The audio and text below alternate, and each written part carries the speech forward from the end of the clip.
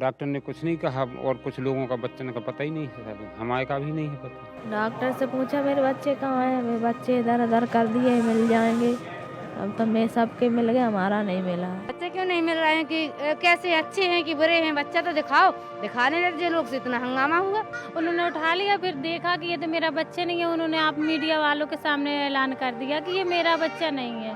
രാജ്യത്തെ തന്നെ ഞെട്ടിച്ച 10 പിഞ്ചു കുഞ്ഞുങ്ങൾ വെന്തു മരിക്കാനിടയായ ഝാൻസി മെഡിക്കൽ കോളേജിലെ സ്പെഷ്യൽ ന്യൂബോൺ കെയർ യൂണിറ്റിന് മുന്നിലാണ് ഞാനുള്ളത്. ഇവിടെ ഈ കെട്ടിടത്തിലാണ് തീപിടുത്തമുണ്ടായത്. ഇന്നലെ രാത്രി 10:30യോടെയാണ് അപകടം. ഓക്സിജൻ കോൺസെൻട്രേറ്ററിൽ നിന്നും ഷോർട്ട് സർക്യൂട്ട് കാരണം തീപിടുത്തമുണ്ടായി എന്നതാണ് പ്രാഥമിക നിഗമനം.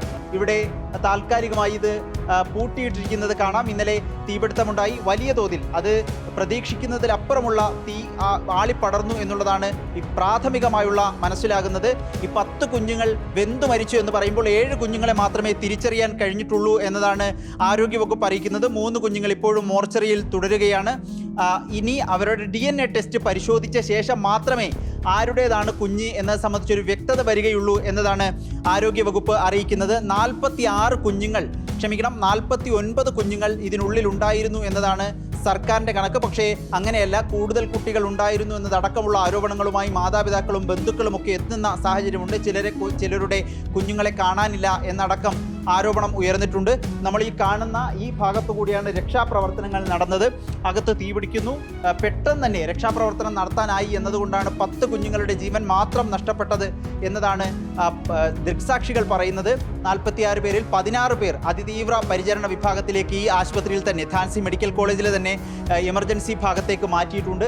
ഈ കാണുന്ന അഗ്നിരക്ഷാ ഉപകരണങ്ങൾ പലതും പ്രവർത്തിച്ചിരുന്നില്ല എന്ന ആരോപണങ്ങൾ കൂടി രക്ഷാപ്രവർത്തനത്തിനെത്തിയ ദൃക്സാക്ഷികൾ പറയുന്നു എന്നതാണ് ഏറ്റവും പ്രധാനപ്പെട്ട കാര്യം. അങ്ങനെയെങ്കിൽ ആരുടെ വീഴ്ച ഇക്കാര്യത്തിൽ ഉണ്ടായി എന്ന ചോദ്യചിഹ്നം അവിടെ അവശേഷിക്കുകയാണ്. എങ്ങനെയാണ് ഈ അപകടമുണ്ടായത്?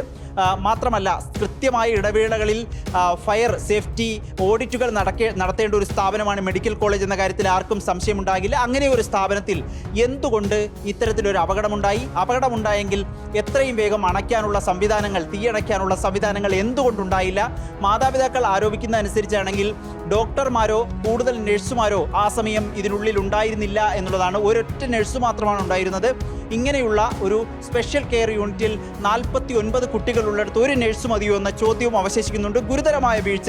18 കുട്ടികളെ മാത്രമാണ് ഇതിനുള്ളിൽ വയ്ക്കാൻ ഒരു സംവിധാനവും സൗകര്യമുള്ളത്.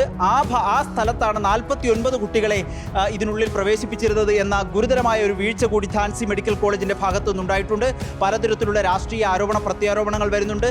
ത്രിതല അന്വേഷണം UP സർക്കാർ പ്രഖ്യാപിച്ചിട്ടുണ്ട്. 1 ജുഡീഷ്യൽ അന്വേഷണം, 2 പോലീസിൻ്റെയും ഫയർഫോഴ്സിൻ്റെയും അന്വേഷണം, 3 ആരോഗ്യവകുപ്പിൻ്റെ അന്വേഷണം. ആ നിലയിലുള്ള അന്വേഷണങ്ങൾ പുരോഗമിക്കുകയാണ്. ഇതിനൊപ്പം തന്നെ 24 മണിക്കൂറിനുള്ളിൽ അടിയന്തരമായി റിപ്പോർട്ട് നൽകാൻ ജില്ലാ ഭരണകൂടത്തോടും സർക്കാർ ആവശ്യപ്പെട്ടിട്ടുണ്ട്. ആ നിലയ്ക്കുള്ള അന്വേഷണങ്ങൾ ഇപ്പോൾ പുരോഗമിക്കുന്നു. അതിനൊപ്പം തന്നെ മരിച്ചുപോയ കുഞ്ഞുങ്ങളുടെ മാതാപിതാക്കൾക്ക് 5 ലക്ഷം രൂപ UP സർക്കാരും 2 ലക്ഷം രൂപ പ്രധാനമന്ത്രിയുടെ ഫണ്ടിൽ നിന്നും നൽകുമെന്ന് അറിയിച്ചിട്ടുണ്ട്. ഝാൻസി മെഡിക്കൽ കോളേജിൽ നിന്നും അപകടമുണ്ടായ കെട്ടിടത്തിന് മുന്നിൽ നിന്നും വീഡിയോ ജേർണലിസ്റ്റ് കണ്ണൻ പ്രസന്നനൊപ്പം reporter Adil Palode, in reporter, Uttar Pradesh.